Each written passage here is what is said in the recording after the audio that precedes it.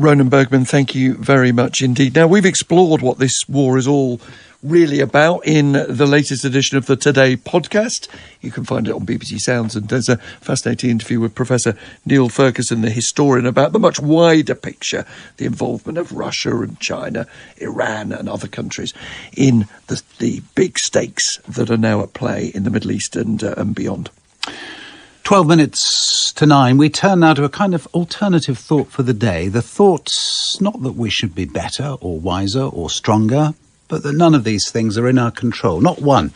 Because everything we do is determined. We have no free will. The debate about free will is not, of course, new, but it's been revivified by a wonderfully readable book of philosophy and science by a Stanford biology professor called Robert Sapolsky. The book is called Determined. He's been telling me overnight about the ideas behind it. I try to frame what I mean by determinism with an anecdote. A few years ago, I was at a graduation ceremony. It was beautiful. It was moving, pomp and circumstance, ritual, all of that, and wonderful seeing every graduate and every family member glowing. And amid that, sitting there, I suddenly noted way off in the back a guy who is picking up the garbage from the various garbage cans. And I couldn't help but go through thinking, wow, if he traded genes with any one of those graduating kids there, if they then traded their fetal lives and what it was like for those 9 months in the womb, and traded their childhoods and traded all sorts of other pieces along the way, this guy with the garbage would be standing up there, and the person in the robes would be collecting the garbage. And in a circumstance like that, that's determinism. How did these two people wind up in such different places, starting way back there? Just sheer random biological luck and sheer random environmental luck to interact with the biology. And it just kind of shook me seeing that and knowing that virtually anyone would agree that would be the case. And nonetheless, it's really uncomfortable to think that. Well, we do that because we shrink from the idea, don't we, as human beings, that we are not in control to some extent of ourselves. But what is the science that you're pointing to that makes you so utterly, completely sure that we're not? Well, starting in what you allude to, even more foundationally than feeling like you just chose to do some action, most of us just intuitively feel as if there's a me. There's a me inside there, a me that somehow is separate of all that biology stuff in our brains, and this is a separate entity, and that is the one that defines us. And the starting point for seeing that there's no free will is seeing that there's no me in there. There's only your nervous system and only everything that went on that made the nervous system what it is that you have today.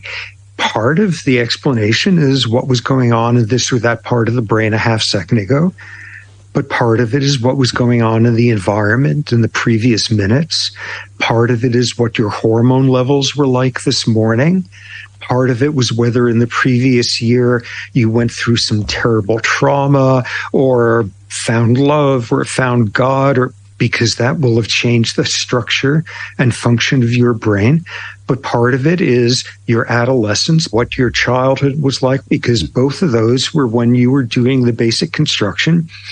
And then, of course, almost down at the bottom of the barrel, your genes. Remarkably, in addition, what kind of culture were your ancestors inventing 400 years ago? And you put all those pieces together, and there's not a crack in there in which you could squeeze in a notion of free will that requires there to be a me sitting there separate of all of this.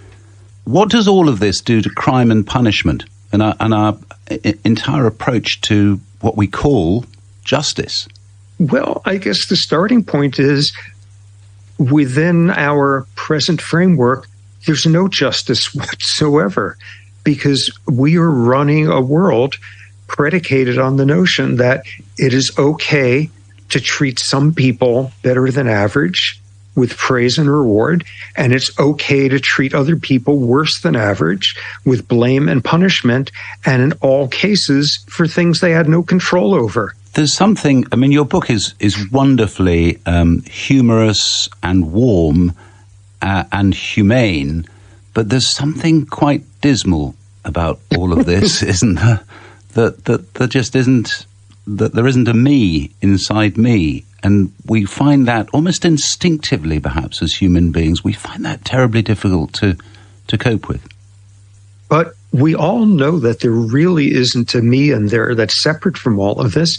We all know this every morning when we induce a pharmacological change in our nervous system in order to change the me's attentiveness to the world around us. We drink coffee, we have something with caffeine in it, or you have a headache and there's something biological going on with the blood vessels on the surface of your brain, and you stick something in there and your me no longer has that headache. And now, much more fundamentally, you look at the genetics of psychiatric disorders, you look at the endocrine aspects of everyday behavior, all of that. And yeah, it's pretty uncomfortable because we all like our me-ness, and it's disconcerting as hell and sort of flings us into this existential void that there's no me independent of all these molecules and cells and that sort of thing. And yeah, this is much of the time kind of dismal, but not all the time. The book is called Determined, Life Without Free Will. Professor Robert Sapolsky, thank you so much for talking to us.